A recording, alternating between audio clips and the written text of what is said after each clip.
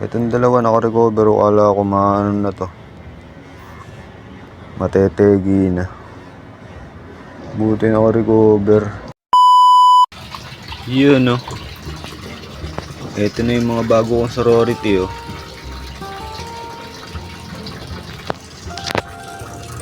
Ang dami ng laman na ito.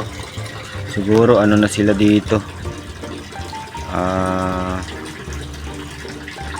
Kasi 18 sila eh. Tapos nadagdagan ng 13. 18 plus 13. Ang dami na. 30 ano na sila dito. 31 na yung female ko dito. Karamihan dito egi na. Bukas mag-breed ako, 2 pares pipitasin ko dyan. Kasi ito na yung mga breeder ko na male. Kaka water change ko lang eh. Ito may 2 akong half moon, double tail half moon. Yan 2. Double tail yan, male yan, male. Ito mga HMPK na to, mga breeder ko. Ito Celo.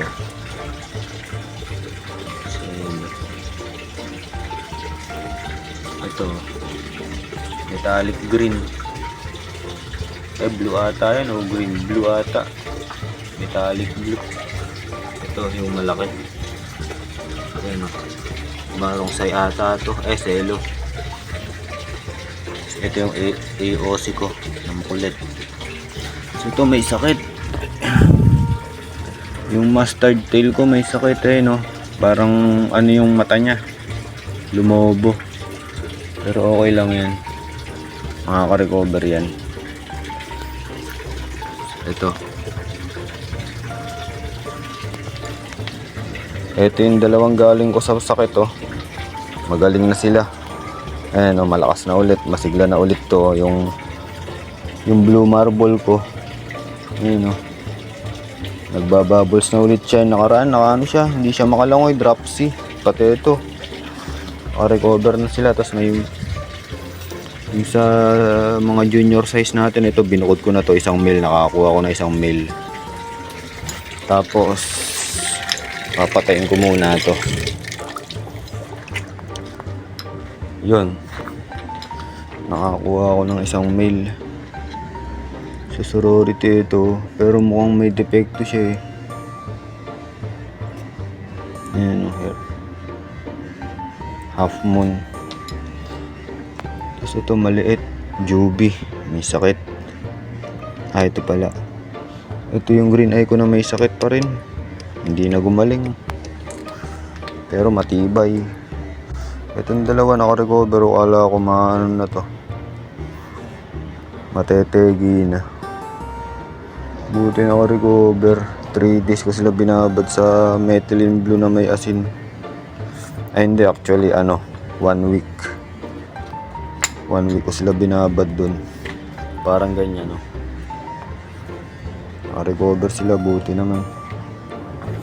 Tapos yun dito 31 ang male.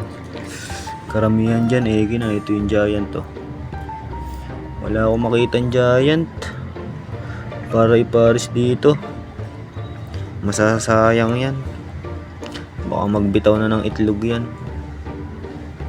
Ay nope, yun nangahabol ah. Gusto kong iwala ito. Nangahabol to eh. Ayan oh, nangahabol. Para siyang dambuir. Feeling ko nga lalaki to eh. Pero babae. Egi kasi to eh, egi. Hindi ko nahuli. Ito, mailap eh.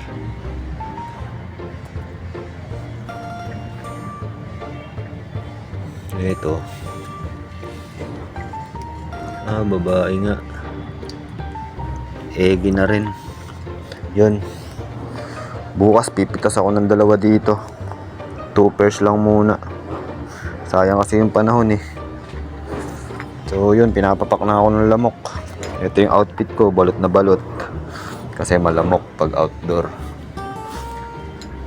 So yun.